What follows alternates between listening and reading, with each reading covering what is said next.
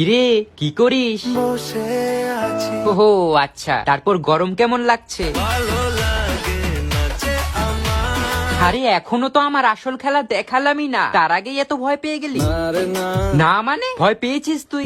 আরে না এই একদম মিথ্যে বলবি না, সত্যি করে বল। চলো বলে ফেলি হ্যাঁ সত্যি করে বল, এত গরম সহ্য করতে পারবি তো? আমি পারবো না কেন কেন পারবি না কেন? বোঝাবো কি করে তোকে আচ্ছা ছাড় বাদ দে, তোর ফ্যান অফ কেন? কারেন্ট নেই আরে না কেন? ও আবার কোথায় গেছে? কেন সন্ধে সন্ধে নামলে সে পালায়